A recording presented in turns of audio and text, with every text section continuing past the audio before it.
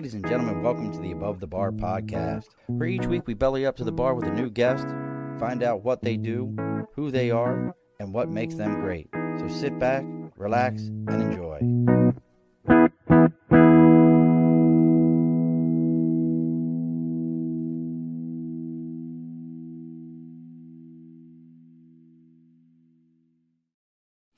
Alrighty, folks, welcome back to the Above the Bar podcast. It's your host, Sean. It is a post 4th of July Wednesday, one day past it. I got one for you before I even get too far. If you can tell me what the significance of tomorrow is in my life, I don't know. I'll give you something, but if you can tell me the significance of tomorrow, I will definitely give you something. I don't know who would be able to do that. I don't know if any of you would be able to do that, but it would be interesting if somebody could tell me the significance of tomorrow in my life. But it is not tomorrow. It is today. And with today being today, there is nothing better than an opportunity to change, grow, become a new person, all those kind of things that could possibly happen in our life. And to do such a thing, why not bring a man who is a transformation agent, who is positive incarnate without being annoying, who has he's very blue today, though. He says he's not a Tar Heel fan, but I'm not buying into it. We have brought in today one of my friends and someone who has become a mentor to me even and brought in new ideas into this melon. We have and he spells it. We have to talk about how he says he spells it right. I think he spells it wrong. But today we got with us Mr. Patrick Donohue. Hey. Hi, Patrick. Ladies and gentlemen, Mr. Sean Murphy. How you like? I mean, not bad. You know. What's up, man? How are you there, good sir? I'm doing great, buddy. Thanks for having me. I try. I try to do all these things. So today, folks, if you're joining Patrick and I, we are talking about entrepreneurship, owning a business, starting your own business, what that takes to do such a thing. Got to get me. I say I've learned quick. You got to make changes to see tomorrow. You know what? That's absolutely true, Nathan. My buddy Nathan's hanging out with us. Nathan's lost another person. He's down like 160 some pounds, I think, last time we talked. So he's lost a whole nother human. So he understands exactly what that means. So we're going to be talking about entrepreneurship. How do you get into it? Anything that takes to own your own business and really changing that mindset of being an employee. We've all kind of been trained since school. You listen to the person at the front of the room. They tell you what to do. Then you go and do it. And they reward you with a gold sticker, or when you get out into the workforce with a paycheck that they feel is equivalent to the effort that you put in. Sound about right? Yep. So we're going to talk about how we can change that. But before we get into changing all that, let's get some house cleaning done. Over my right shoulder, if you're watching the live right now, we got the big board for sticker and a cause. If you got something you believe in, something you support, whether it be maybe you have your own business and you've made stickers for it, you're a small business owner, or you're a big business owner, you've got something that you want others to know about, you got your own podcast, you can reach out to me on Facebook, LinkedIn, YouTube, Twitter, Twitch, TikTok, Instagram. It's all the Above the Bar podcast. Let me know what you got going on. I'll tell you where to send the sticker to. You send me a sticker. I'll read about you live here on the air. Let everybody know what you got going on. Let everybody know what's happening with you. Now, talking about entrepreneurial opportunities, we've got our sponsors. Are you passionate about protecting the environment? Do you believe in making sustainable choices for your home? Well, look no further than Budget Blinds. I don't even know if you know this, Patrick, because we've talked about Budget Blinds before in the past. Did you know that they have two different manufacturers, Norman Windows and Spring, that for their wood blinds and shutters, they have their own forest. They use the material that's left over from it in furnaces to power their plants. Did you know about that? No, I had no idea. So they're a green company. They work with other green companies. They want you to think this way because, hey, look, folks, they want you to turn your house into a home. And this is Nathan, none of the blinds are haunted. Nobody's got haunted blinds. And if they were haunted, they would be sheer and they would be drapery so they could flow in the wind. So you got to think about this, Nate. So look, reach out to your local Budget Blinds. And if you're you're in the capital region, whether you're in Hudson, Coxsackie, New York, East Greenbush, around those areas, if you reach out to any one of those budget blinds and let them know that you're there to belly up to the bar, they're going to give you 25% off of your entire order. They're running it right now, a 4th of July sale, 25% off entire orders. So reach out to them and let them know that you're there. You know, they know the importance of working with people that care about the environment, that want to see the environment. They even sell a shade, I guess a shade or a blind, whatever, however you like to word it, called a honeycomb or a cellular that goes in your window, and it's actually energy efficient. It actually, if you didn't have the money to spend on some of these windows that are out there, $400, $500, $600 just to replace one window, you can reach out to them. They can put blinds in your window. They're going to insulate your window, especially in the Northeast where we have these silly winters, and they're going to help take care of you. Or they even actually do window tinting. That's a whole nother thing we can talk about. So again, reach out to Budget Blinds, East Greenbush, Hudson, Coxsackie. They're our sponsors. They'll take care of you. Let them know you're there to belly up to the bar, and they're going to give you a 25% discount off your entire order. All right. House cleaning is done. How's Pennsylvania there, Patrick? Oh, man, it is rocking and rolling. It's hot out there. We got Wawa America Party yesterday rocking out. And man, there's always something going on down here. I miss Wawa. Can we – what's your go-to Wawa sub? Oh, the Italian, man. You got to have the Italian. You do the Italian. So, no, I am you ready? You ready? Tuna with bacon, provolone cheese, banana peppers, and the spicy buffalo spread. That sounds pretty good. Toasted. Has to be toasted. Yeah. I mean, the only thing you can't have is a cheesesteak because you got to go to a real place to get a cheesesteak. Yeah. Well, I'm always, you know what, out of Philly, and I have my answer to this. Steve's for me, man. So, you said Steve's. Mine used to be Ray's up in Lansdale. And I firmly believe this about cheesesteaks in Philly are like crab cakes or pit beef in Baltimore. If you want to know where the best one is, ask somebody what neighborhood they live in. It is very neighborhood related. Yeah, it is. Because your neighborhood guy, look, Nathan, I did not like my stomach. I beat the hell out of it. All foods go in. But it really is a neighborhood related thing in Philly. Like I like what the heck's his name? Oh God. He does the broccoli Rob cheesesteaks. He kind of came up in the last decade or so out of nowhere. He's even have one of his places inside the airport in Philly. I can't think of his name right now. It's not, and I've never had Pat and Gino's. Never. Tony Luke's. Tony Luke's. I like Tony Luke's. Yeah, Tony Luke's is great. But I've never had Pat and Gino's either. And you're from there. Mm-hmm. I don't know any real people from Philadelphia that have Pat and Gino's. I mean, you might go to take someone down there. That's about it, right? It's a touristy thing. Yeah, it's fun. It's like going to the Inner Harbor in Baltimore. Like, oh, you're coming to Baltimore for the first time? Let me take you to the Inner Harbor. And then we're never coming back here again. That's right.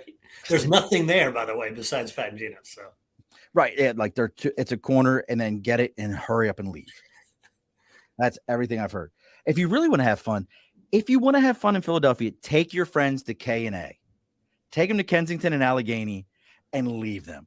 If they make it back, they're real people.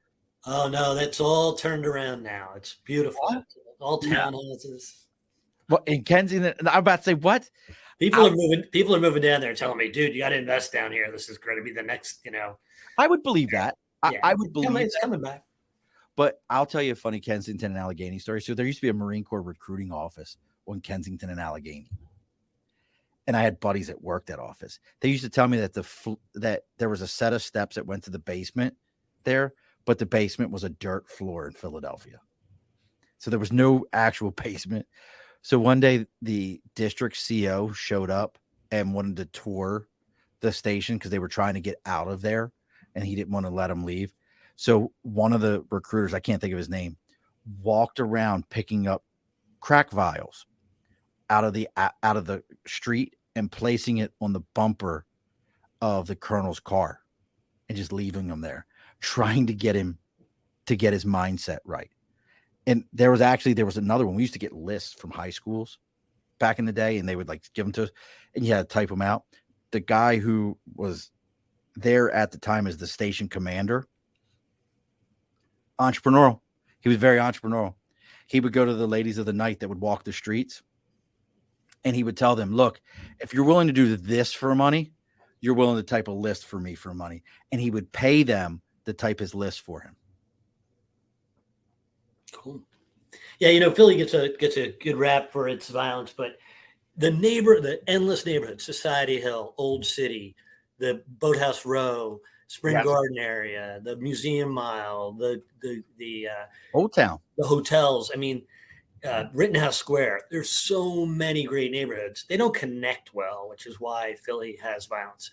But if you're just in one neighborhood, there's probably 25 things to do in each one of those, which is unbelievable. When I watched like Monday Night Football and they go to Pat and Gino's and they don't show any of the other stuff from Philly, I'm like, this isn't helping, because that's not where you want to go, man. You want to go live life, culture, music, art, people, like the murals, right? Every other building has a 7-story, 10-story mural on the side of it that's like bringing that neighborhood to life. It's so cool. I'm Chicky and Pete's before I'm Pat and Gino's. Yeah, chicken pizza is great, man. Crab fries, gotta love them. Yeah, so and they're great. They're great at teaching people how to be kind. Like they want you to feel at home. They want you to be above the bar, right? They want you to come in and be warm and fuzzy and connect. I am definitely, Philly was a good place for me when I lived there. I did well, and never can't say a bad. I can't say, even though I'm talking about things that went on down there, none of them are bad things. Like, what's the pizza place? The famous Lorenzo's. Yeah. Lorenzo's Pizza. If you want to have fun in the middle of the night, go get a slice of Lorenzo's, where all the way around the pizza parlor are signs that say, don't ask for toppings. Don't ask for the toppings. So, but that's not what we're here to talk about. But, you could say we're talking about, because it's entrepreneurial. Philly is a entrepreneurial city. If you really think about it in the sense of, our founding father said, hey, we're not going to follow the rules of the people that are running the show right now. We're going to set our own rules. We're going to set our own path. We're going to set our own thing. And that's what we're here to talk about, is so many of us, and I truly believe this, we were talking about this beforehand, Patrick and I, that we've been trained since the first day of school. You sit in the classroom, you listen to the person that's in front of you. They tell you what to do. They give you a gold star and you move on. This conversation today is about being better than that and finding your path. If you don't want to find your path, this probably isn't the show today for you. But Patrick is here to help you find your path. He helped me. I'll be the first to admit it. He helped me figure out where I wanted to be. So I'm going to let Patrick talk about. Patrick, you're a franchise broker and a franchisee, correct? Yeah, so I'm a consultant and I own businesses. So a broker is someone who works on behalf of the seller. I work on the behalf of buyers. So people come to me and I take them through a process to figure out what they're best suited for, and then help them manage their fear. Just like you said, everybody's been getting information, and my job is to repack your lunchbox, throw some old ideas out and put some new ideas in. And in order to do that, it takes a while to acclimate yourself to a new way of thinking. And the number one thing I tell people is, it's not about IQ, it's about AQ to start, acquisitional intelligence, being willing to learn something new. Now, for yourself, what got you into, let me ask this, let me roll myself back for a second.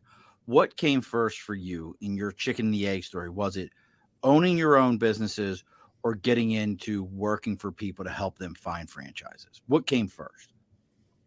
So I was living, I grew up in New York. My wife's from Philly, and we moved down here to help out with her family. There was some stuff going on down here, and I could get a job anywhere. I was in sales, and I decided to go work for a company here locally in Philly, and it happened to be a franchise company. I knew nothing about franchising, and I was there to build a national account department, and the founder really just enjoyed my company. So he kept putting me in new positions, new challenges, and I got to learn everything about franchising from a guy who's in the Hall of Fame for franchising. And then after he passed away, different ownership had a different feeling.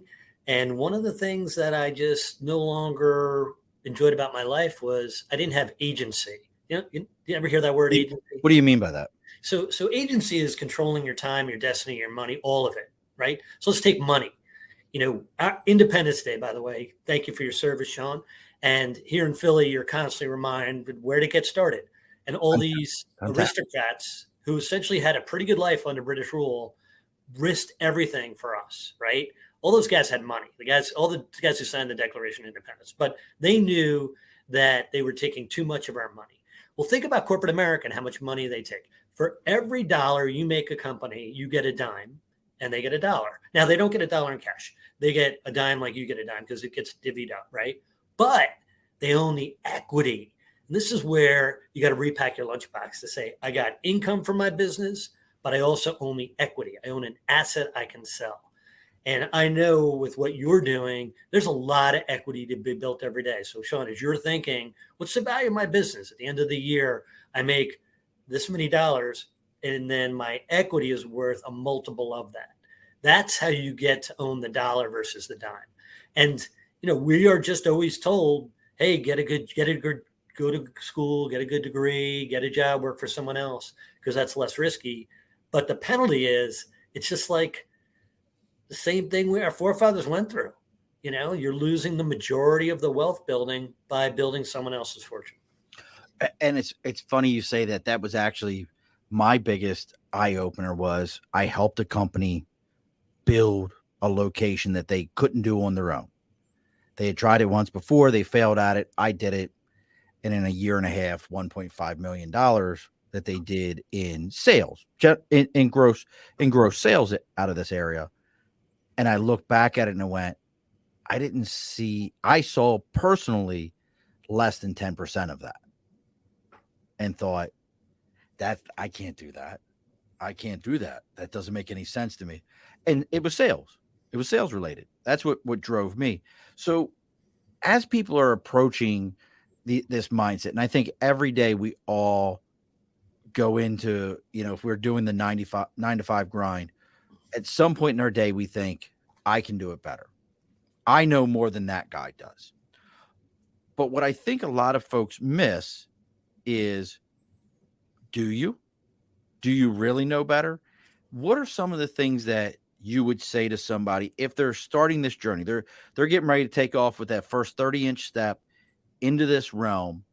What are some of the things that mindset wise, life wise, that you would advise someone either to or not to do this? Yeah. So no matter how good or bad the business, there's always going to be a rationalization as to why not to do it. I've got, an uncle who's a postman every Christmas. He's like, 80% of businesses fail. And I'm like, you're right. They do. So I've got to be careful about that. And I've got to have a good plan. I've got to learn how to build it up. Right. So there's a lot of rationalizations we go through, and we've got to understand that this is a process. There's going to be good information. There's going to be tough information to deal with. And then we've got to know, do I have the answers and the capabilities to conquer this? And it was Harriet Tubman. She said, your success begins at the end of your comfort zone. And so you've got to get uncomfortable if you want to have any kind of legacy. And think about all the people that come before us. They're amazing. They're amazing because they walked away from something easy to do something hard. So hard decision, great life. Easy decision, hard life. And, the first 2 years of entrepreneurship, you're doing great already, but, it's going to be the hardest 2 years. So imagine if this is the hardest it's going to be, and the 8 years after this are going to get better. If you can give up 2 years of work as hard as you can to set up the rest of your life, right, to have an income stream, equity, control of your time with your family, do things like I do where I can join volunteer boards or coach or be with my kids. Like, that's why I did it. I had given up all this time in my job with my family, and I came home making good money to a family I hardly knew, and I wanted to be with them. And I knew my why. So I tell everybody, work on your why first, because if your why is not compelling, then your comfort will be, because it's too easy to step back and be like, hey, I don't want to risk this because, I could lose money, I could lose time, I go backwards, I'm leaving a good job, whatever. If the why is not big enough, like for me, it was, I'll work as hard as I can for 2 years so that I can see every event for my kids. And that was, it's funny. I'm glad you said that about, is your why big enough? Because I was about to say, is there a point where people's why isn't really a good why. And what I mean by that is the person's like, I just want more of my time. Then don't start a business. That's what I would tell you. What's that saying? Own your own business so you can pick the 70 hours a week you work. Well, Sean, I work 20 hours a week. And my goal is for everyone after 10 years of owning their business to work 20 hours a week. I work because I enjoy it. I really do. I love doing what I do. I love helping people. No way that you work 20. Brother, you're always on. Yeah, 20 hours a week, man. That's all I work. Yeah. Now, hold on. Let's define work to you. How are you defining work? Because I know me personally, if I sent you a message and I said, hey, Patrick, I need to talk to you, you would find the time and you would set the time aside to talk to me. I have no doubt in my mind about that. Yeah. So I typically don't I don't have office hours outside of 10 to 4. And then I go to the gym in the middle of that. So my goal is to work 4 hours. Now, if I have someone text me at 8:00 in the morning and they need 15 minutes of my time, what a blessing. So Sean, you might remember this. First thing I say to everybody, I'm a 2-time cancer survivor. I wake up every day more happy than the average person that I'm alive because I feel so excited that I have another day. And then all I hope for is to be on someone's journey to help one person unlock their potential. So if someone pings me at 7 a.m. and I see that, I'm going to get on the phone. I'm going to call them because it's an honor, right? That they're like, I'm going to you, Patrick. We've never spent any time at a bar, the two of us, right? No, this is as close as it's been. But we know our families, we know our friends, we know our history. I know where you lived. I know, you know my story. So to be on that with somebody who's, could be halfway across the country. I mean, in the last month, right, I'm closing businesses in Ohio and California and Florida and North Carolina. Never met them face to face, but building that trust. I need you. I ping you at 7:00. I'll give you 15 minutes any day. See, that's part of, hold on. You get one of those for that. You get one of these, baby. A little sip of blue. Salud. Salud. And folks, he's not drinking bullshit. He's got that Johnny Walker Blue bottle. I mean, that's a serious bottle, that Johnny Walker Blue. I only break it out for very special occasions. Christmas. And ladies and gentlemen, Mr. Sean Murphy above the bar. We got all the sound effects over here. I just want you to know I got it all. Whatever you need. But, so moving forward with this journey, though, getting people on that journey, getting them on that path. I know what I saw as my pitfalls when I got on this journey. Yeah. And for me, I think I was lucky. I wasn't so concerned about leading myself because I thought that was the first person I needed to lead. I wasn't worried about leading myself. I wasn't worried if I had employees, leading employees. I know for me, my concern was more nuanced business things I just had to learn. It was stuff I didn't do. I hadn't done before. But what are some of those things that, and this is going to be 2 parts. What are the things that people should see in themselves to say, yeah, you've got this. You can do this. You just don't realize that you've got it. Right. And what are the things that maybe you would say if somebody comes to you and says, hey, this is what I'm looking to do, and you do a great job with the whole questionnaires and all that maybe you say, maybe this isn't for you. What are those 2 elements right there? And not necessarily specific things, but elements. No, so what I tell people is, business is a triangle because I want them to visualize where am I now and where do I need to be. So in that triangle, you've got financial success at the top of it and financial administration. On the bottom right, you've got business development, every bit of your relationship with your customer, sales, marketing, PR. On the bottom left, you have operational excellence, performing well for the customer. And in the middle is the leadership. It could be a manager, it could be an owner, etc. So I ask people, plot yourself on that triangle. Think about where you are. Have you been heavy ops? Have you been heavy customer service or sales? Have you been heavy finance? And then imagine what you're missing to pull yourself in the middle of that triangle. Because if I'm really focused on making money, like private equity, I'm just going to make money, company goes out of business. If I'm super focused on sales, I'm going to sell a lot of stuff, can't produce it. If I produce too much stuff and I can't sell it, I'm in trouble. So I have to have a balance. And a triangle is all about triangulating the balance and pulling it up from the middle. So if you don't know how to get to the middle because I'm weak at finance or I'm weak at sales or I'm weak at whatever, then you need to find a system that's going to help you with those weaknesses. So I ask people where they are, plot themselves, and let's talk about how to get them in the middle so they can make this happen. And if they can't, because they just don't have the skill set to surrender or bring people on to help them, well, then they know, right? They're not meant to be in business. They're meant to be a W-2. You said that word surrender. That was something you said to me. Can you talk about that a little bit more? Yeah, I think a lot of us want to, we see entrepreneurs and we think they're all doing it themselves, but they're not. They're total collaboration and their commitment is to their team. They live in service to others. They either live in service to their customer or their employees or both, hopefully. And so you've got to surrender that. A, everything is not your responsibility. And B, you got to surrender to your weakness and get help where you can't do things yourself. And if you plug into that collaborative effect is like, when you go on a trampoline and you're bouncing and then someone else gets on, what happens? The double bounce. Yeah, you can lose your balance. Well, you can go twice as high though, right? If you work together. If you work together. So if I start doing double bounces, right, I can accelerate. So accept that other people are there to double bounce you higher. And that's really where entrepreneurs are much more successful. In truth, we're a small part of the population. Only 5% of people own their own business in the United States. And so when you meet other entrepreneurs, they're always vested in sharing ideas and making you better and double bouncing you. And that's a cool club to be in. Well, you talk about that 5%. Some of the statistics, I learned this recently, for entrepreneurial businesses in this country haven't changed since the 50s.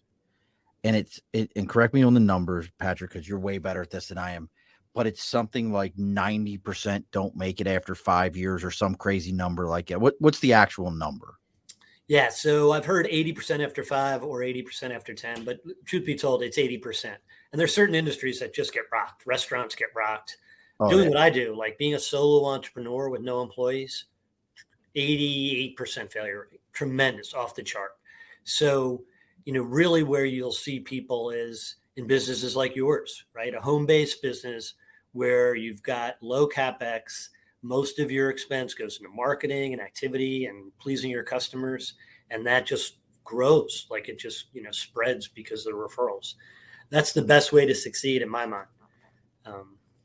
So how do we keep, and we've had Ray Gagnon on here. Ray's a great guy. He wants to work with people to help break that 80% cycle. We've had my good friend Vinny Roman, who introduced us. Vinny is the entrepreneur, like, spearhead to me. Like, if you could keep up with the guy, he's amazing. You got to be able to keep up with that guy. Yeah. That's a whole nother animal. And I think that's part of some of this kind of sidebar thought here for a minute. I believe you find a mentor you can keep up with. Don't, like Vinny is great. I reach out to Vinny and I say, hey, this is my idea. This is what I'm trying to do. What should I do? And Vinny will be like, brrr, and I've got to grab like every third word. And I'm like, okay, I can do that. Master Guns Gagnon, hey, I've got this idea. He wants to teach me all the nuances of it, which is still good. But what are some of how do you pick? Because I think you have to have a mentor in this. You've mentored me in this, Patrick. I'll admit to it now. Like I couldn't be where I'm at today moving forward if not for meeting each other and going into this. But what are some of the, like we talked about how, you got to have these folks in your corner. We've got to work with others to be a mentor. What are some of the people that you would say, these are the people that you need in your corner when you're going forward in a process like this? Yeah. So I have a personal board of directors. There's 10 people on there. They have their own titles. They all have different roles for me, and I'll get into that in a minute. But think about when you're inviting someone like Vinny Roman to the party and, think of a bird that's flying over a cornfield. right, looking over a cornfield. Is he worried about getting over a fence? No. He's flying so high, he's not worried about getting over a fence. So what a lot of us do is we're on the ground, right? We're on the ground floor. We're trying to get over that fence. We're getting over a little bit of adversity. And we're afraid to be vulnerable, especially with dudes, man. It's really hard to coach people past that. But that guy's living a life of abundance. He's so high up that for him to give you a couple of good ideas and loosen it up for you so you could, get over that fence. It's just a matter of being vulnerable and allowing someone to come in. So I have 10 different people on my board of directors. I've got my wife, who's just, man, she's my number one advocate, my number one fan. I got my mom, who I can't do anything wrong. Like, I really am a mama's boy, where, like, my mom laughs at all my jokes. She thinks I'm the funniest person alive. Great. I got my oldest friend, Jimmy, who's like my buddy from high school, who like calls me out all the time, and he's really, he knows me. This guy's got the highest EQ of anyone I've ever met. And he knows me better than I know myself. He knows what I'm giving off and when I'm on or when I'm off. I got my other friend, Sean, from college, who's like my soulmate. He's like my brother. I've got this woman who works at franchise as well, who's just number one in our game. And she just gets everything right. And so I emulate her. So I have all these different people, and I stay connected to them. And I don't just stay connected to them and say, I need your help, right? I reach out to them. I tell them when they're doing something great. I live with a life of gratitude, right? So if you live in gratitude, every day you tell somebody why you appreciate them, right? You send them a note, send them a card, reach out to them. So you're investing. It's called the trust bank. I make investments in you. I contribute to your success. I let you know how important you are to me. And then when something comes up and I need that bird above the cornfield, I'm going to call you. And they welcome it because they know it's true. They know it's genuine. They know I'm going to follow it and I'm going to follow up. But it's really hard for people to accept that. And if there's one thing, I leave everybody, it's really think about that personal board of directors. Now, sometimes it's hard to put people on a board of directors when you're buying a business if they don't own a business. So right. They might not be encouraging, but they're going to point out some of the things that are really important. Some of them are going to be not a big deal, and some are, right? But they're going to be more cynical because they don't know, just like you don't know. And then you go back to people who know. And you're like, is this a thing, Vinny? Should I be worried about this? Like, what's the lead generation strategy? What's the close rate? What's the average ticket? Blah, blah, blah, blah. And he'll put it all together for you so that you can get through it. And so what a lot of people do is they hear something bad and they're like, I'm derailed. I can't do it. This is a deal breaker. And I'm like, no, that's not the answer. Someone else did it. I can do it. I mean, that's just behavioral intelligence. That's like, I can do what someone else did. If they've done it well, I just got to follow in their footsteps. That is such a thing. And it actually kind of makes me think about this. So what is some of the strategies in that entrepreneurial piece? So we've talked about having our board of directors, having the mindset to owning your own business. But I think, and I really truly believe this, because this was a fear for me, is the money. How do I finance this? How do I walk away from a job that, it's funny, you say you work 20 hours a week. You probably work more than the average person actually truly does at their job that they get paid 9 to 5, because they've got their cell phone, they've got to check Instagram, TikTok, Facebook, everything else under the sun to see what's going on.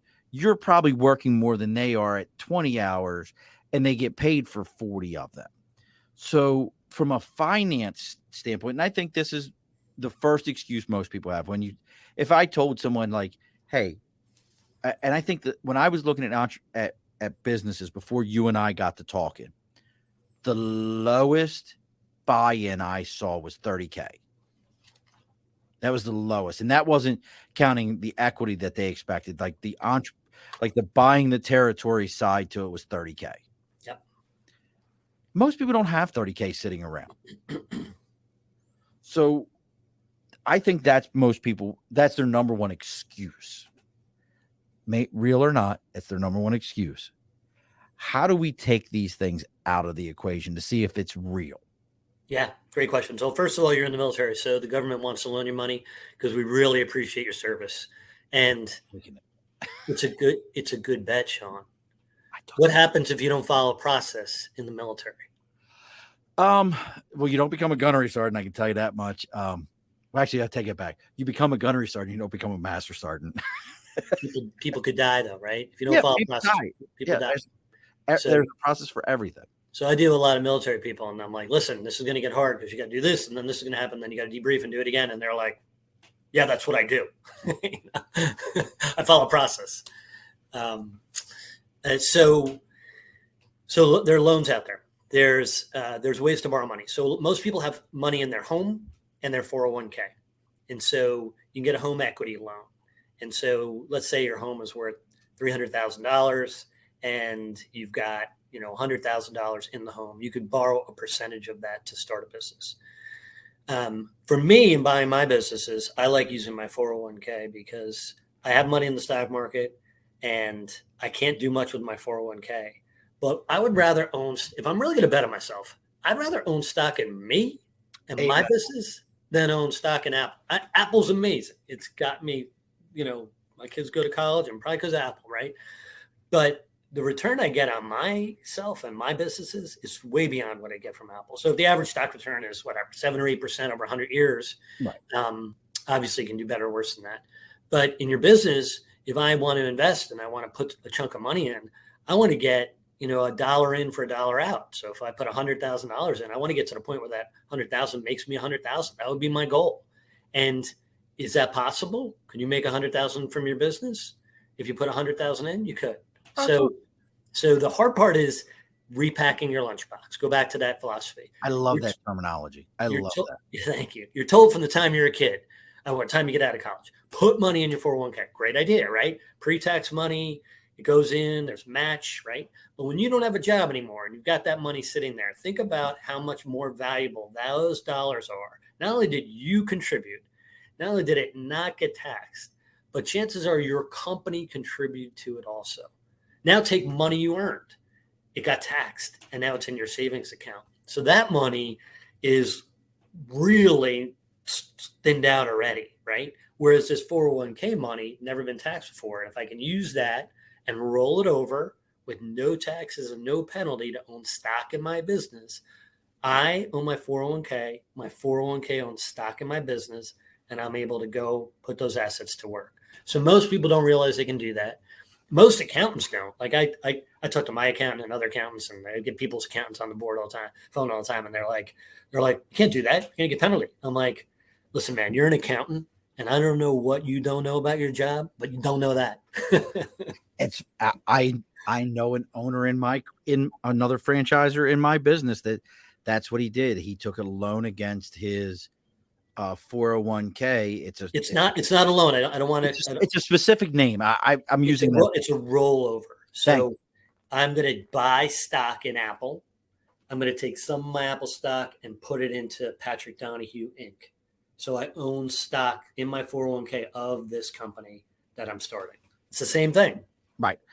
And then I knew I was getting the terminology wrong, but that's what this guy did is he just used that money to purchase a territory, and he's doing very, very well. He's down around Ossining, New York. But he did the same exact thing. So it's interesting to me in that exact thing. And you brought up the equity in your home. Folks, here's one for you. If you use the equity in your home to purchase a business, not only do you now have a write-off for the business itself, you can write off the equity that you borrowed out of your home because the interest in it is, again, it's the same as the home interest. So you can write that off also. It's another element. And I want to get your feeling on this one, Patrick, because I know we're all over the place, and hey, welcome to the bar. I love it. It's great. But this is something that maybe you can explain it better than it was. It was an aha moment for me. And it actually it wasn't when you and I were talking. I was talking to another franchise, great franchise, just one that I couldn't get into. And Nathan, we're going to get to Nathan's question. So I'm going to plug this into your ear now. Nathan wants to know, because I'm not a fan of these as a franchise, just because I'm scared of them, which is food franchises. But if you had one in mind, where would you go? Nathan's asking that question. But can you explain to people, because I think this happens a lot of times. People are like, well, I make $100,000 a year. I'm not going to go to a franchise and make 50,000. But I think people don't understand that how 50,000 as a franchise business owner, if you paid yourself that, the difference between making $100,000 working for somebody else. Can you explain that, or Yeah. So that's a good question. So if I make $100,000, I get taxed on it. So whatever your tax rate is, 20 or 25%. So your net is, $70,000. If you own a business and you make, let's say, the same 100,000, or let's say you make 50, you might write off $50,000 worth of expenses in your business. I mean, there's just more allowances for you to write off stuff in a business than there is as a W-2. So, because a lot of things impact your business. So you put yourself in a better tax bracket when you do it. But here's the thing, like, if I make 50 grand and I decide I want to sell my business, what can I sell it for? I can sell it maybe for 2 times or 3 times earnings. But if I do 100,000, 500,000, $1 million, right? What stops me is really just collecting more customers and collecting more staff, right? If I want to scale my business, I just have to get more customers and more staff and keep growing. So Nathan, one of the issues I have with a restaurant is if I pack that restaurant and I maximize it out, how do I keep adding customers? If there's lines out the door and I'm maxed out, how do I add more? Whereas if I'm Sean and I think you have 2 territories now in what you do.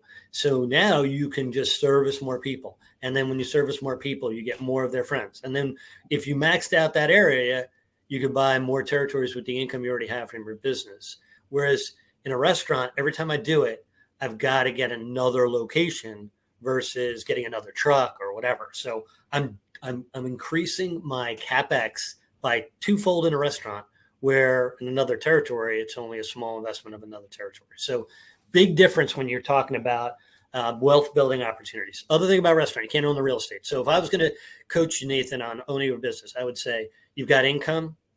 That's a stream of wealth, right? So you're going to get paid if you're profitable. You got equity. It's a multiple of your income.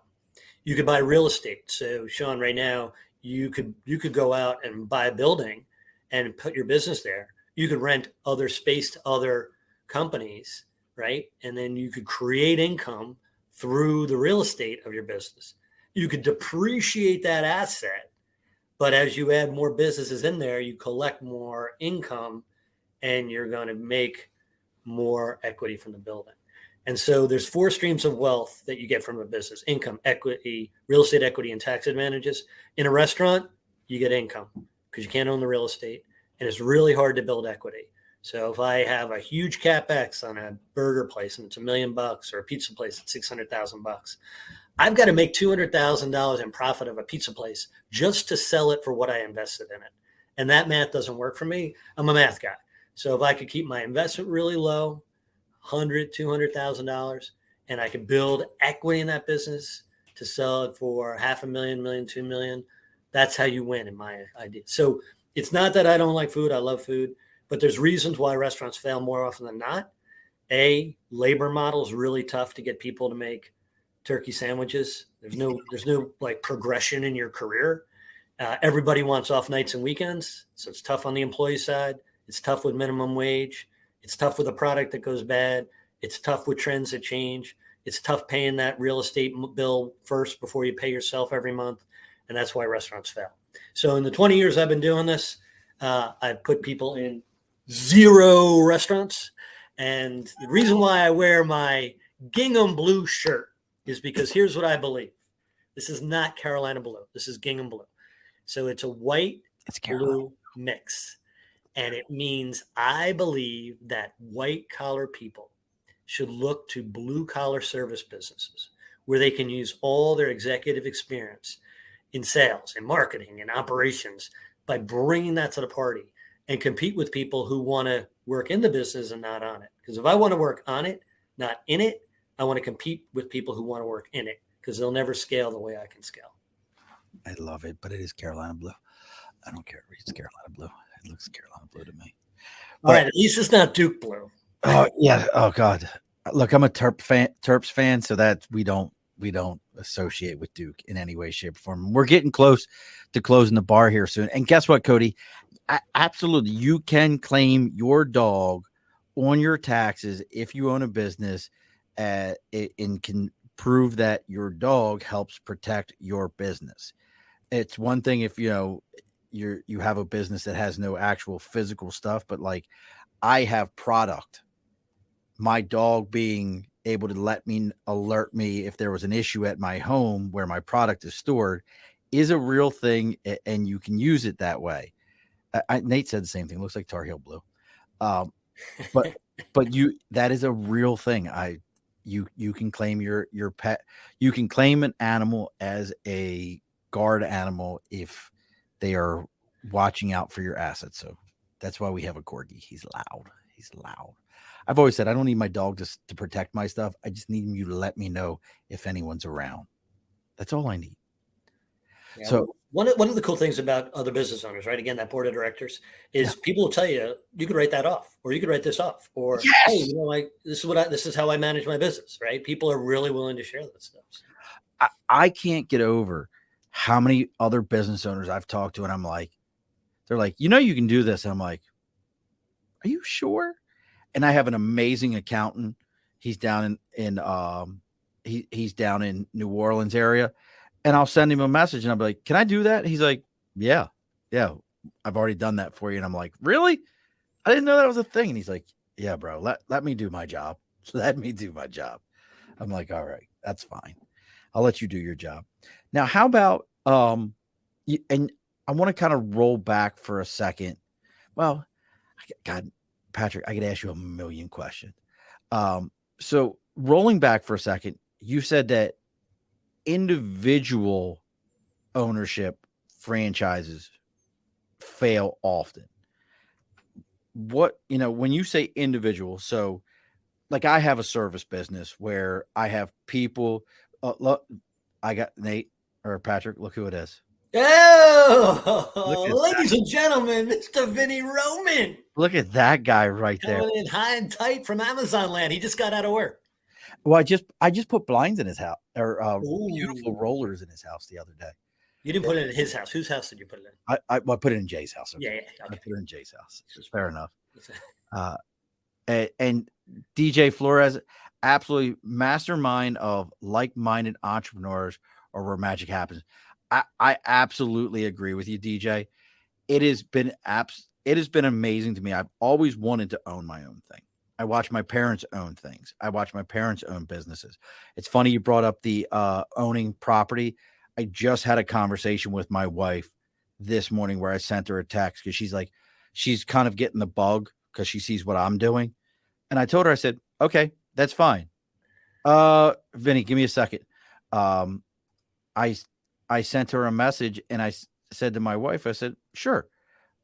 If you want to own your own thing and you want to do your own thing, I want you to figure out how to start buying properties. And she was like, well, that's awful random. I said, yeah, I know it's awful random, but I want you to figure out how to start buying properties, and let's start there. Because I thought about something you had said to me, which was, hey, when are you going to get your own building? Because a buddy of ours, Dennis, get your own building, get yourself situated so you can start renting out commercial space. So I told my wife this morning, I was like, okay, now it's your turn to start figuring out how to use the good debt we have available to us to go buy your own business. So this is what I would tell you, Sean. Like I call it the 15-year plan. First 5 years, build your business, right? And you want to start adding employees. Maybe you're good at sales, so maybe you add an ops person to do the installations, right? Whatever, right? But start building a team, right? And then maybe one person's covering sales in one area, you're covering sales in the other, because once you know that customer, they're going to give you referrals. So you want to stay connected in the bloodline. And then your first 5 years, build a business. Second 5 years, get a building and start putting your business in there. Now you're paying yourself rent, you're depreciating the building, you're increasing the value of the building. And the last 5 years, whoever has become your most valuable employee, give them stock, give them ownership and responsibility. Let them earn out. Like, imagine in year 10, if I said to you, okay, here's the deal, man. You've been with me 5 years, 7 years, 8 years, whatever. I'm going to give you 2%, every year of the company. You don't have to put any cash in, but you're going to run it like it's yours. You always wanted to run it. Now you run it. And I need 20% growth. We're on a 20% growth rate. You keep that 20%, you get 2%. So all you got to do is what we've done already. So guy does 20, 20, 20, or gal. By year 15, doubled the business. They now own enough equity to buy you out, right? So year 15, if you want to, you could sell all of it. You could sell some of it. And now you're getting paid on the equity value of the business. They've helped you make it even bigger. They're getting something without putting cash in. It's sweat equity earned. So you're changing their life, which that's what it's all about for me.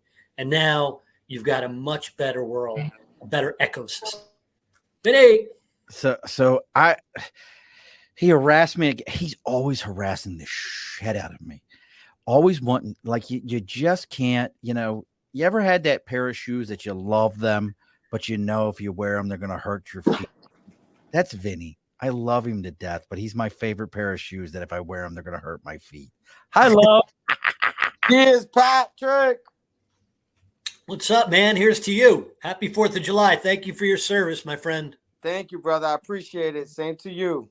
So joining us now, live from parts unknown, at least I know where they're at, is Mr. Vinny Roman. Vinny is a entrepreneur, has owned multiple business, has been a mentor and a friend to me for a long time. We've known each other for a lot of years. He has great insight. He's been on the show. I think his next venture is something about only in fans. I don't know if it has something to do with like cooling himself. But joining us now for the last part of the show is Vinny. And Vinny, if you have any insight on any of the stuff, if you got to hear all the things we've talked about, we've covered a lot of different aspects today. And normally the show stops in an hour. If we've got to go a little bit over, we'll go a little over because this is something I'm passionate about. I believe in. And I'm going to be honest with you folks, and some of you are going to hate to hear this. Not all of us are meant to be business owners. We're not. Yeah, and that's hard for some of us to believe. Vinny and I'll tell you, not all of us are meant to be Marines. It's the same mindset. It's different. Yep. So, and Patrick hit the nail on the head, right? Like the strategy, I believe, yes, a lot of my success is due, I say success is based on your hard work, right? But that only takes you so far. Success is based on knowledge. That only takes you so far, right? Success is based on someone else's perspective on where you need them to achieve, right?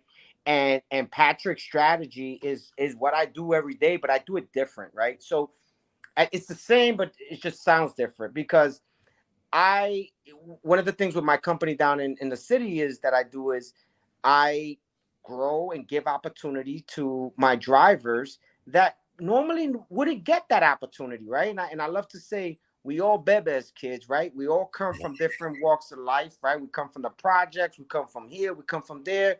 But those people, just because they don't necessarily have a piece of paper to hang up on their wall, a degree to say that they can read, but they have a lot of hard work. And one of the things that I've noticed as an entrepreneur is people that have something to prove are your best asset. Like they want to win, right? And if you're giving them the opportunity to win, that's huge. And that has been my success, that I've developed great teams, not because I'm the best thing in the world, but because I believe in them and I put my effort into them. And one of the models in our company is, this is not my company, this is our company. So you take some stake in it.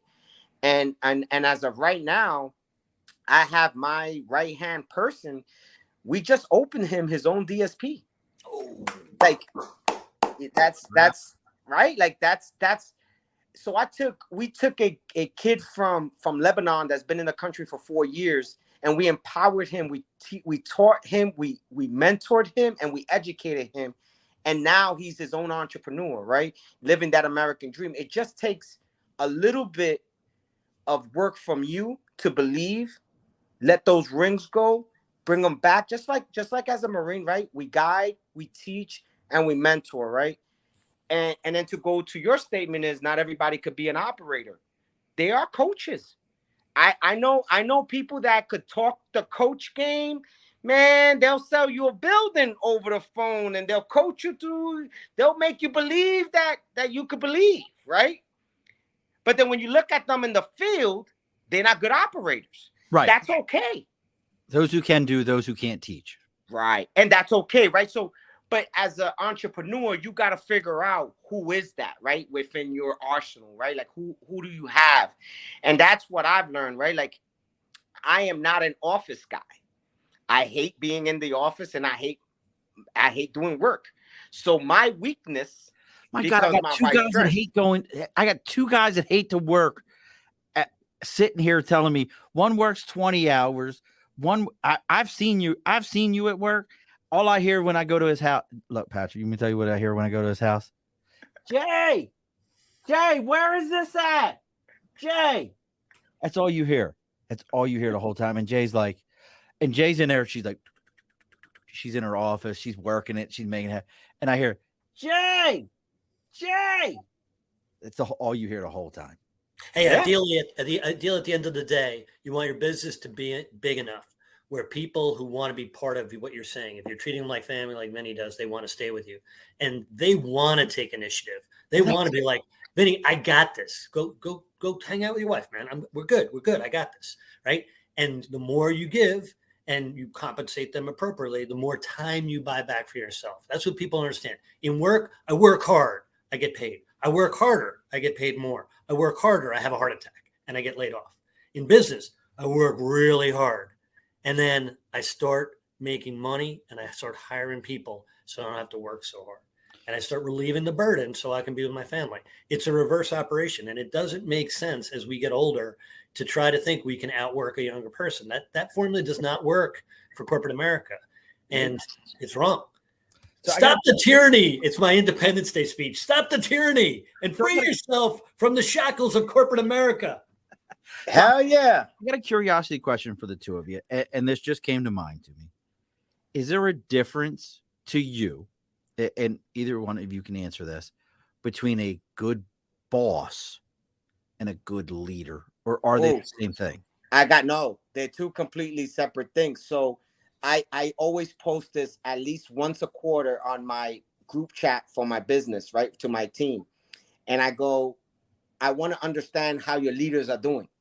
And I put a leader, a boss is pulling the chariot and pulling the team. That's the leader, right? He's pulling everybody, right? He's pulling the whole team. The boss is sitting back, literally with the whip, whipping that, right? But can you be a good boss? Distinguish, huh? But can you be a good boss? Yes. I mean, yes and no. In my opinion, I say you can't be a boss. I say you could only be a successful leader, because a boss has only got one intent, and that's his outcome. In his outcome, in my opinion, a boss is like a horse. He got blinders on and he's going in one direction. A leader is looking at his troops, looking at the lay of the land, and finding the best path to help his people accomplish the mission that much easier. That's my job as a leader. Pat, what do you think? Look at all the best universities in our country, and they have what they call School of Management, which is, to me, daggers in my heart. You want to have a school of leadership. I don't want to manage you. I don't want to govern you. I want to help you grow. I want you to flourish. I want you to take my company to the next level. I want you to know that you're an entrusted employee, partner, vested, family member. And the School of Management, which they all call themselves, is about controls. And they get it wrong right from college. We need to talk about leadership. And like Vinny said, providing the vision, pulling the sleigh, doing it with them, showing them how it gets done, and then letting them fly, man. Every little baby eagle needs to get pushed out of its nest, right? You know that? Like no little baby eagle just flies. The mom has to push it out of the nest. So you got to get pushed out of your nest to soar. You got to get comfortable with uncomfortable. That's what leadership is. And then bam, trust your employees, let them grow. Sean, DJ just said it before I could even say it. And thank you, DJ, because I'm going to change mindsets. Patrick, what is the phrase that I taught you?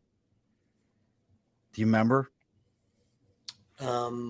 Beans with a red with steak and white with fish. Beans with the word commander. Commander intent. Commander's intent. Yes. A boss provides great commander's intent to allow their leaders to grow.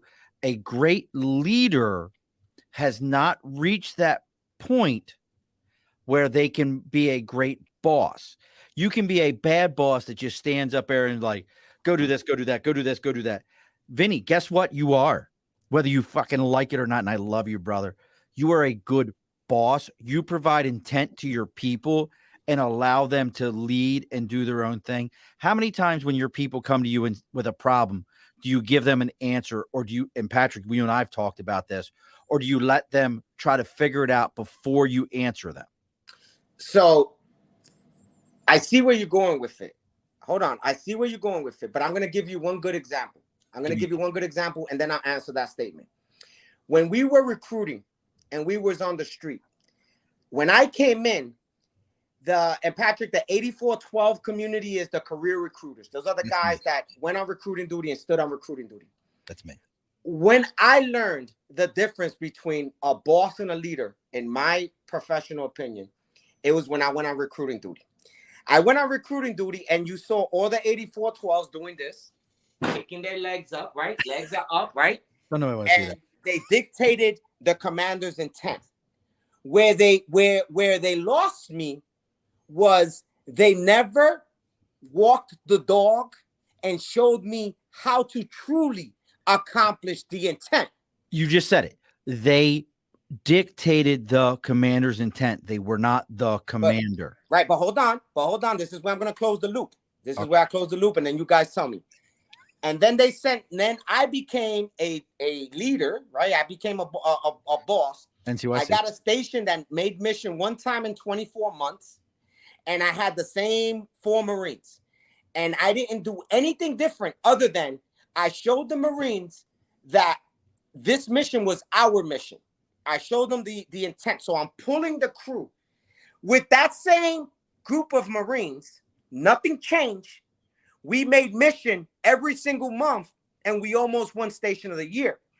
And the difference that I did was when they were prospecting and selling, I was running documents and closing the sales for them, because they needed that confidence and they needed that a little bit more guidance, because they didn't have it. They were like beat dogs. So now fast forward, I don't necessarily think that I'm a boss, because I truly believe that I lead from the front. And when my people come with a problem, I stop them and I ask them, what is a good solution? So I'm eliciting that from them. I'm trying to pull it from them. So that's my opinion. So yeah, I'm a big, what do you think? So people would always come in. I had 3 different divisions when I was in corporate, and one of the leaders, I remember her, it was her first day, and she came in and she presented a problem. And I said, what do you think? And she said, I came in here to get your answer. I'm like, yeah, but it's your department. What do you think? And she's like, I don't know. I'm like, well, once you know, come back in and let me know what you think. And she went back outside and she walked right over to my other director and said, this guy doesn't answer a question.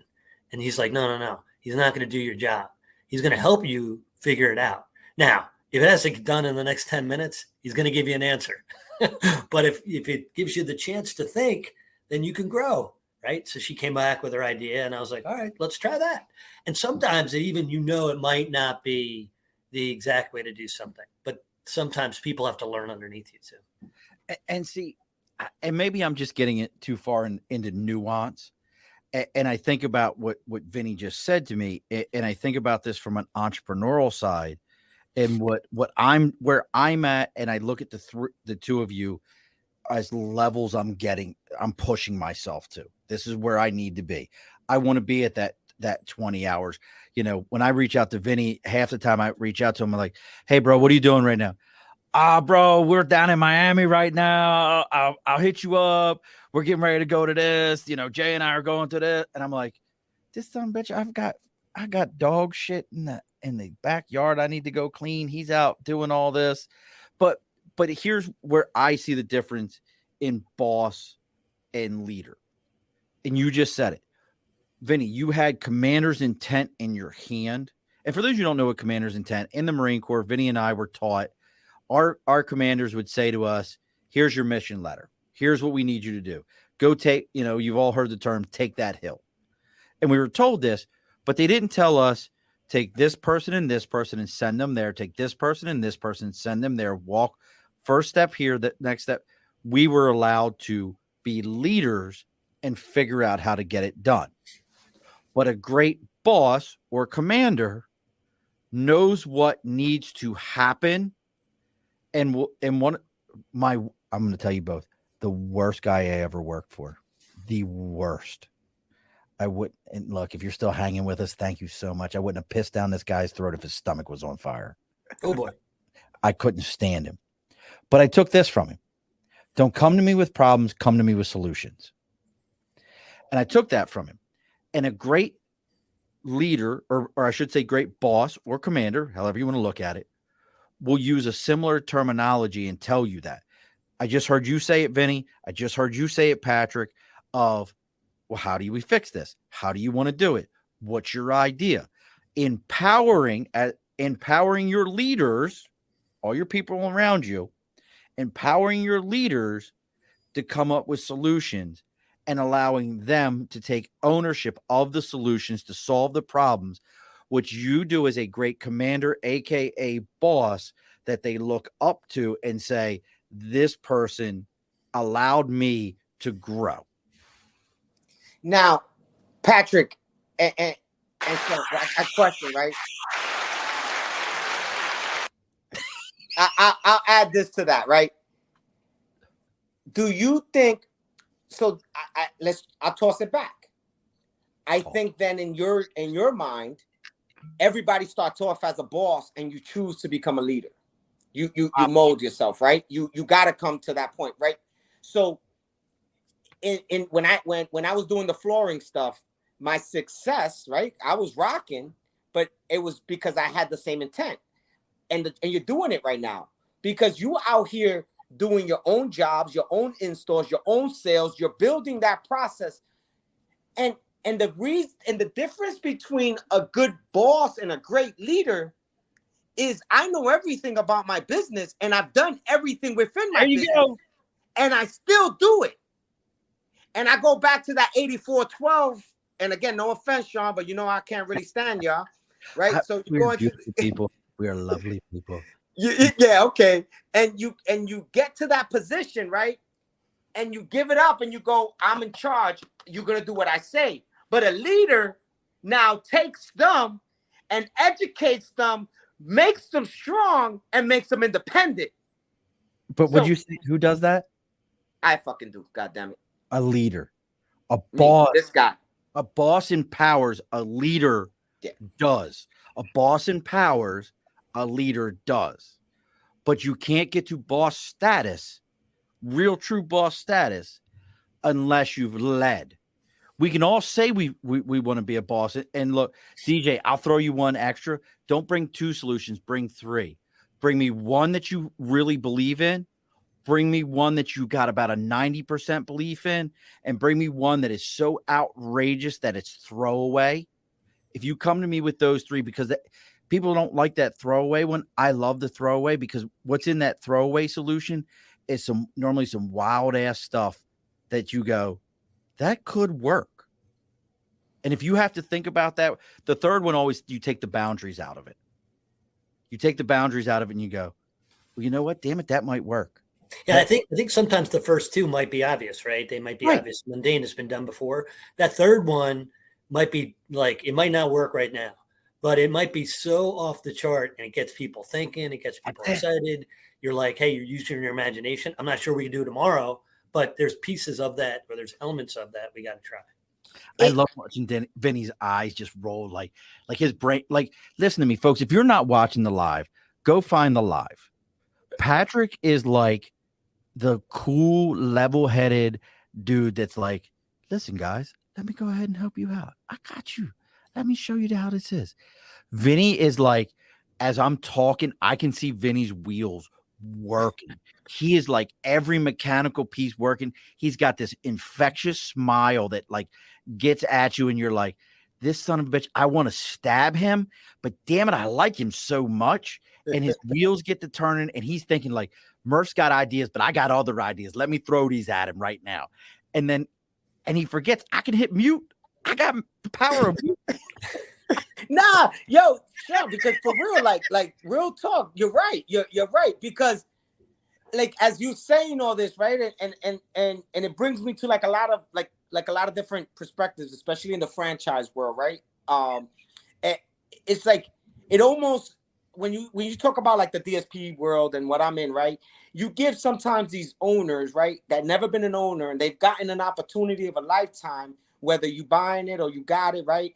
And then they throw it away because they're the boss, right? They're the boss, right? Yeah. Like it's like in the military, like, yo, I'm a gunny. You're gonna talk to me, I'm a staff sergeant. You're gonna talk to me, and everything is gunny staff. No, I'm Vinny, you Sean. Like this is who we are. And I think that it's really important if you are planning to be an entrepreneur that you need to be able to look in the mirror and really say, who am I? Or what do I want to be? Because if I would come out here and been the dictator, leader of everything, of anything, and it's my way or the highway, I'll be sitting on another segment saying how to go broke. And the franchise number that Patrick said about the failures, I'll be in that failure pocket as well. But I gotta be like us as humans need to be able to distinguish the difference of what we want to be. And I think that is also a maturity level, right? That somebody needs to kind of comprehend. And I think that's where a lot of failures happen, and the difference and where the distinction of, you know, people that are smart, they automatically title themselves as bosses, right? But yeah. but you're not even understanding the first comprehension of what being a leader is, right? It's being, I'm a servant leader. That's how I rule myself and my life. I work for others. I say my philosophy is I don't chase money. I help people. And in turn, I create opportunity for people and myself. And I've never gave my values or my integrity up for a dollar or for a position. That is the true definition of being a great person. Vinny, you're talking about a great person. And look, but it's Patrick, is it a difference between a great person and a great boss and a great leader? I think servant leaders are amazing human beings and amazing bosses. Like, I think you got to bring that to work. You know, for thousands of years, there's more organized religion, and they all say the same thing: be good to someone else, and you will have eternal life. Right? Like, every religion has the basis of that, and it gets messed up with everybody who is executing on it. But the principle is always the same. So if you bring that to work and you execute on, my customer is actually my employees, I'm going to treat them like they're my customer, then my team will treat my customer the same way, and I will have more agency, more freedoms, because they're going to take ownership of things. So I heard this from a guy I got to share with you. He was a business owner. He came to me, wanted to buy a franchise. And I said, oh, you've gone to business before. So what do you think about this labor shortage? Because everyone will tell you, you can't find good people, right? And I'm like, you find the best in people. That's what you do. Anyone who comes in, you find the best in them. And if they stay because they see the best in you, you got an employee. I don't know what you mean. I'm like, okay, so here's what this guy did. The minute he hired someone, the first day of training, he said, do you have a wife or a child? And the person, let's say they said, yeah, I have a child. Okay, what's the most important event in your child's life this month? My kid has a soccer game championship on a Friday afternoon at 4:00. Let's circle that on the calendar. Let's make your whole schedule around that day. What else? Anything else that's super important? And people are blown away. First day of work, right? So they go through that and they're like, I'm not really sure why that guy did that, right? But then they see, oh, he's a servant leader. He's trying to bring out the best in me. He's trusting me first. He's giving me a place where it's like a family. And then he goes out after he gets his check after the first 2 weeks, goes to the corner bar. And the person that's sitting next to him is complaining about his boss. Oh, my boss is an SOB. He's a jerk. I hate that guy. Treats me like a whatever. And the guy doesn't say a thing. Hey, Patrick, why aren't you saying anything? Oh, I don't know. I just started a new job. I can't figure this guy out. What do you mean you can't figure the guy out? I don't know. The first thing he said to me was, what day do you need off this month? Wow. Yeah. And when he gave me my check, he knew I like Coors Light. So he gave me a 6-pack and said, hey, man, I don't want you to have to stop on your way home. Here's a 6-pack of beer. I really appreciate what you did this week. You made my family's life easier with your hard work. So these little things, they're not monumental things, right? But if I treat you like I treat my kids, you're going to be the best employee you can be for me. That's just a fact. And people argue with me. They're like, oh, that's fluffy nonsense. I'm like, you haven't done it. I'm 50-50 on it, Patrick. Yo, hit that button. Nah, Sean. You got to hit that button, that applause, that whatever that is. Hit it. So here's why I'm 50-50 on it. So I love Gary V. I think Gary V is amazing. I think Gary V's mindset of hire fast, fire faster is a great mindset. None of us are good at hiring. We just have to figure it out. And I love that. And it's similar to what Patrick's saying. Be a great leader, empower your people. Vinny's saying it. But I also like Harvey Specter. You know who Harvey Specter is? Yeah. Harvey Specter is the guy that says, everyone wants to say congratulations when you get pregnant, but no one wants to ask how many times you got fucked. Damn, it's a fact. So I love Harvey Specter also. So servant leader to me is a very weird concept. And listen, folks, we've got Vinny Roman on Roman Empires. Vinny jumped on because Vinny knows Patrick, and I wanted to surprise Patrick with this. Patrick, you can find Patrick on LinkedIn at Patrick Michael Donohue, and that's Dono, not an A like the old talk show host, Donohu. You can find Patrick. If you're thinking about opening your own business, you want to do your own thing, make sure you're reaching out to Patrick. He will set you up for success. Let him know that you found him, that you're there to belly up to the bar. Let him know that you found him through us. Trust me, even the conversation will be worth it. If you own your own business, listen to me. There's not many people I can tell you for a fact that you could reach out to and just say, hey, man, I got a question. Vinny's that guy. You could reach out to Vinny and say, hey, look, man, we don't know each other. I heard you on the Above the Bar podcast. I got a question. I'm running my business, and this is what I'm running into. We joke about being at Vinny's house. I've sat at Vinny's home when somebody who he did not know from a local organization reached out to him. I don't know who the woman was. We were sitting there. It was when we were figuring out what blinds work for you. Mm-hmm. She had questions about what she was doing in the community, out in that area. And Vinny sat and had an entire conversation with her and educated her on how the process worked, what some of the things, and connected her with people. I promise you right now, I make no bones about things. My lawyer is because of Vinny. My insurance person is because Vinny connected me with somebody who connected me with my insurance person. My business is because Vinny connected me with Patrick after I talked to some other people who did jobs similar to Vinny, and I never got a warm and fuzzy. We've been friends for a long time.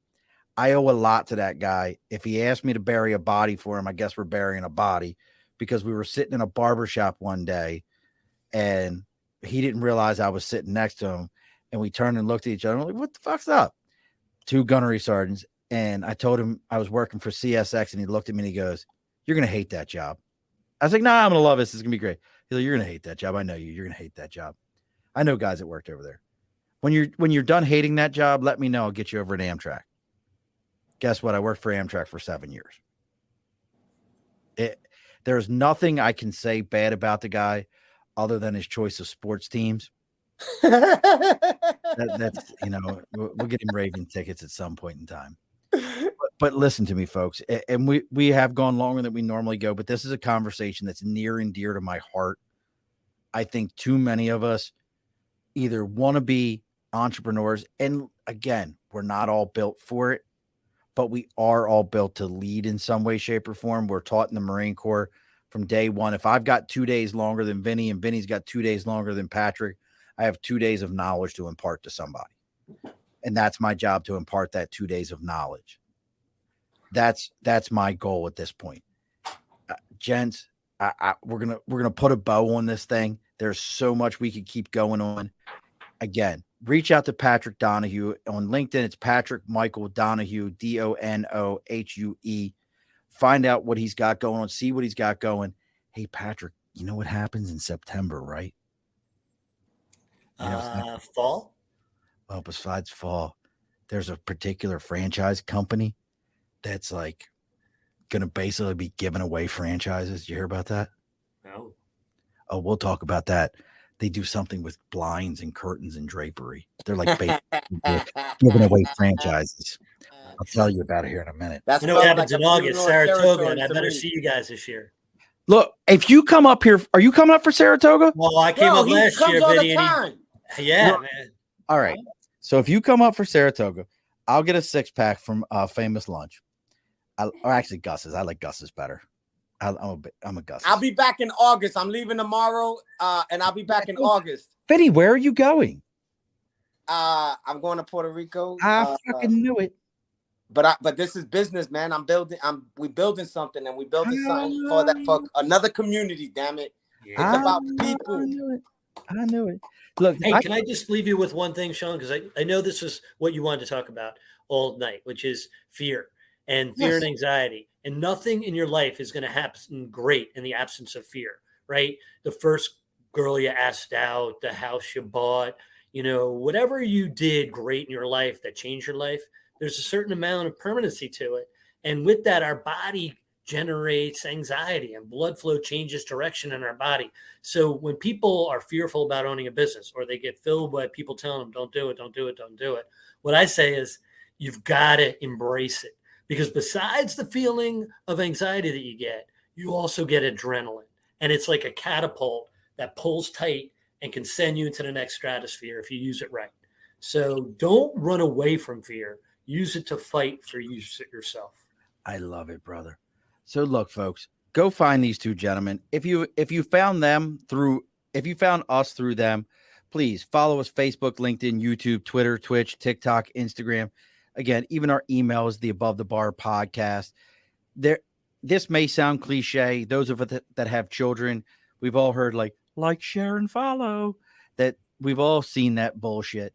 But listen to me. If I've learned anything about marketing and all that, it truly does matter. That's how Patrick's message gets out there. That's how Vinny's message gets out there. You find us, go on to whatever social media you're finding us on. Give us a 5-star rating. Write a comment about this. Tell how you enjoyed this show. That's how this message gets out. That's how this message grows. You can reach Vinny again. It's Vinny Roman Empire. I even have a Roman Empire sweatshirt that I wear around. Some bitch got his name on every. Patrick, damn right. Patrick. The empire will not fall. Patrick, he tried giving me Roman Empire condoms. I'm like, look, I've been married long enough. I don't want this. He said they were steel belted. I was like, I don't need this. Yo, hey, Patrick, hold on. You're going to love this one, though. 2 seconds. Hold on. Right. This one is, there wasn't enough for me. Oh, my God. There wasn't enough for me. Oh, I know where he's going. I know what he's about to show you. So they got me my. Oh my goodness! Look at that. The funny part is it's life size. You see that? It's life size. It doesn't even. Hold on, bro. Listen, I'm 6 feet tall mentally. All right. If I feel 6 feet tall, therefore I'm 6 feet tall. Vinny, you and I'm 5'8", and you're the only person I know that I can be like, hey, what's up, man?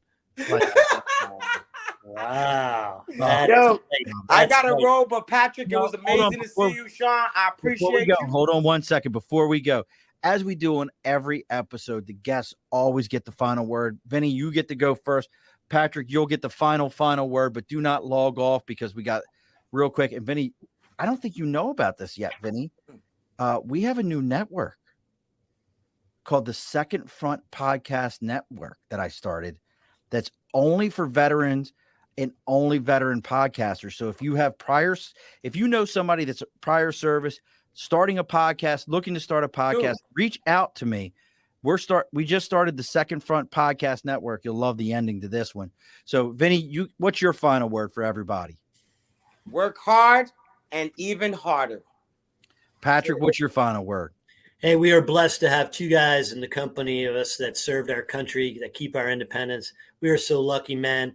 Just have gratitude. Live in a life of gratitude and take care of your neighbor. Alrighty, folks. That's why he's Patrick, bro. That's it.